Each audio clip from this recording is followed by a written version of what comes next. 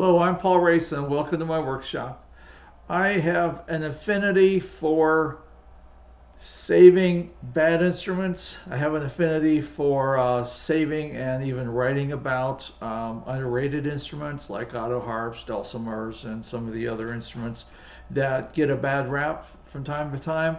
I don't write about accordions because I don't play accordions, but some of the other ones is like, why are you even wasting your time writing about those things? They're not real instruments. Well, here's something that looks like a real instrument and kind of plays like one, but it's half destroyed, and I wasn't going to do a video on it, but while I'm waiting for some glue to dry and some other things to happen, I'm going to go ahead and at least introduce this to you.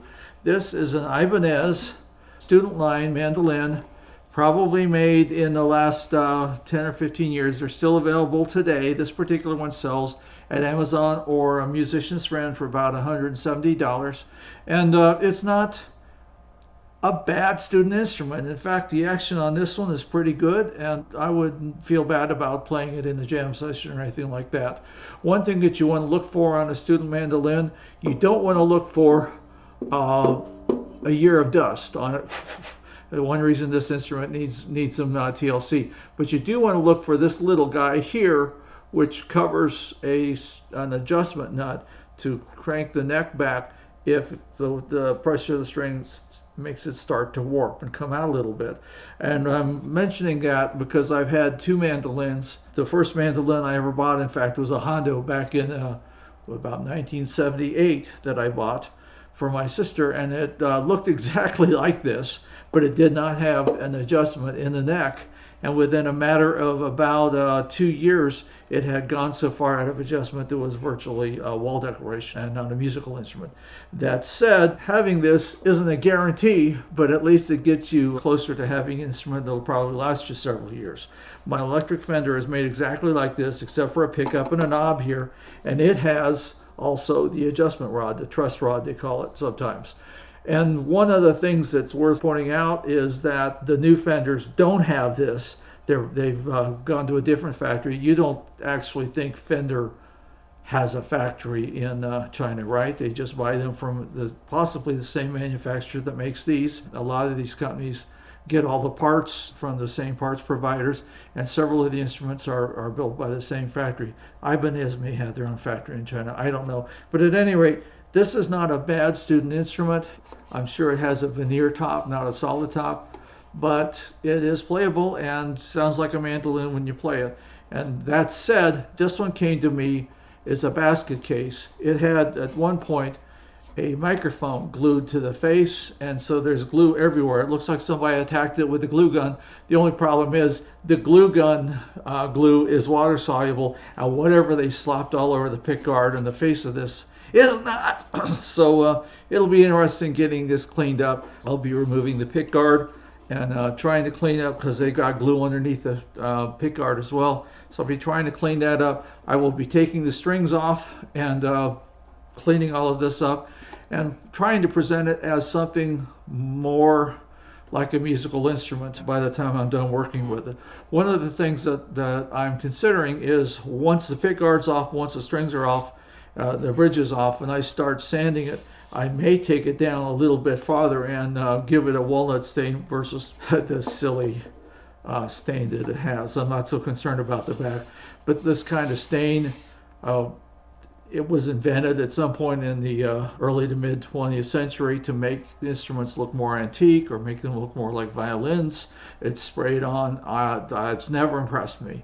I have guitars and other instruments that do have this kind of stain pattern, and it doesn't necessarily bother me. But since I'm going to have to do some sanding on this anyway, I may just take another approach, depending on how much of the finish I take off when I'm cleaning this up. So it's not a major thing. There's probably nothing in the video that I will be doing about this instrument that will interest you in the least. But I thought I would at least talk about it a little bit before I take it apart and start working on it. So more later.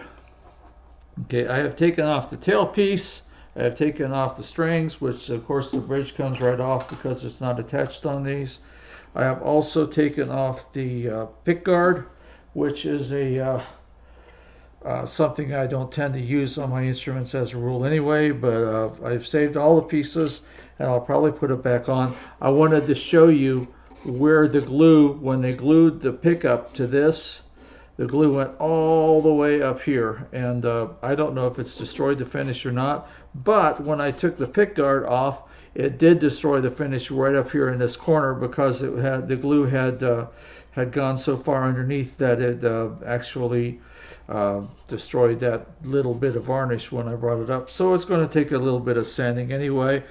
I may as well think about perhaps getting rid of the sunburst if I have to do too much sanding on it. I may go with a, as I said, a darker color. That said, just wanted to show you what it looks like so far.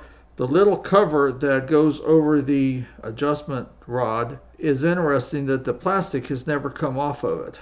So it looked kind of funny, and I realized, oh, that's just because the plastic is actually still on it, which is fine, but it does tell me just exactly how much the original owner or owners cared for this instrument if they never even took a look at that and tweaked it in any way, shape, or form.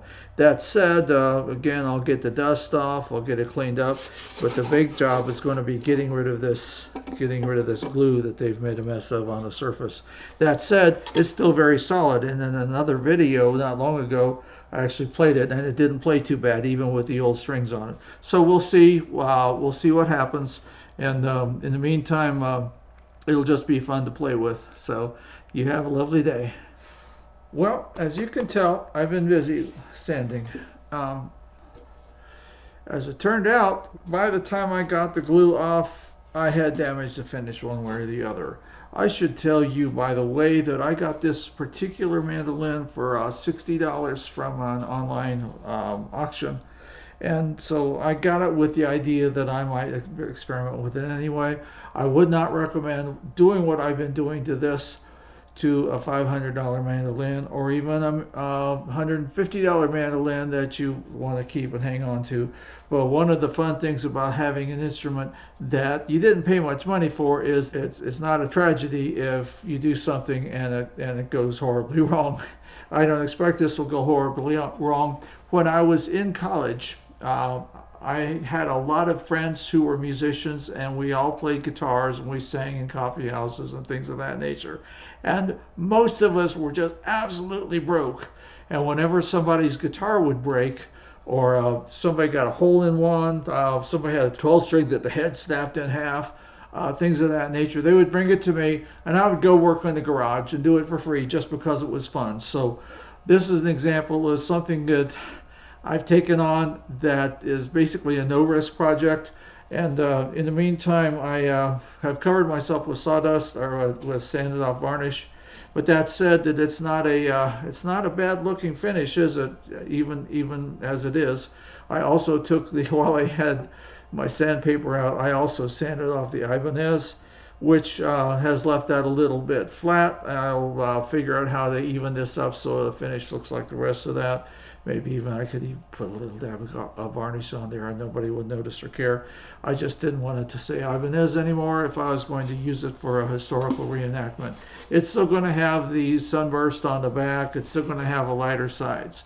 But I just wanted the face to look a little different. This looks different now. I'm almost half tempted to leave it blonde, but I've got some polish that will fill it in nicely without leaving too much residue. It'll have kind of a hand finished look to it. So I think that's what I'm going to go with that. In the meantime, I'm going to let it dry out because I used a damp cloth to wipe everything off. And I probably need to change my shirt, don't you think? So at any rate, this is the Ibanez that started out with the cherry sunburst, dark cherry sunburst on the top. And I have taken it down to the wood.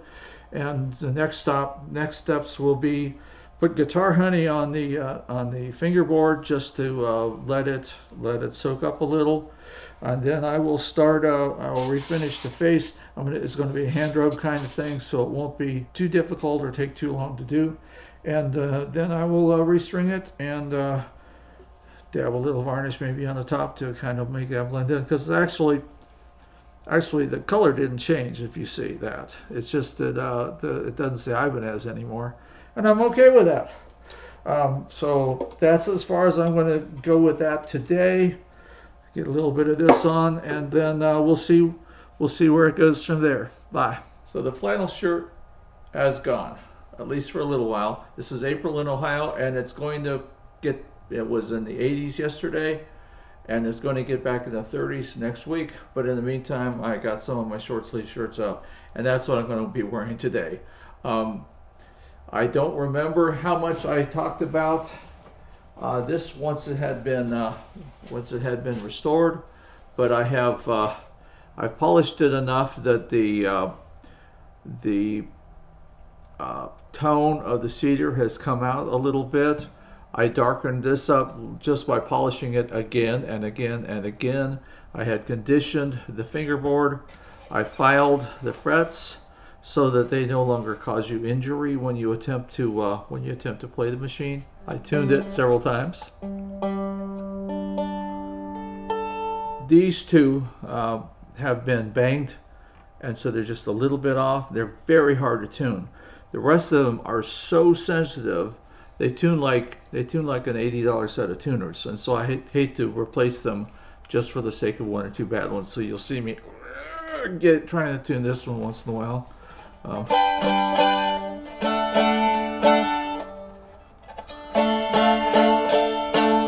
I realized once I started playing this, these do not come with straps.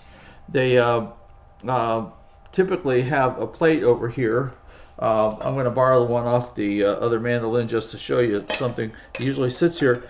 Unlike a tailpiece on the guitar, the strings don't actually attach to it. It's just to cover the lower part of the strings so that you don't scratch yourself up when you're holding it like this. So you're going to hold a mandolin to strum. This gives you something to kind of use to squeeze it against your belly, and that's the way they used to do it. And of course they would use a flat pick, and they would play vibrato very fast like that, and that would be the way they would typically play a mandolin in those days. And the idea of needing a strap for it was actually a little bit was totally out of their realm of things that you did with a musical instrument. You didn't put a strap on a violin. Why would you put a strap on a mandolin? Of course, we put straps on everything now.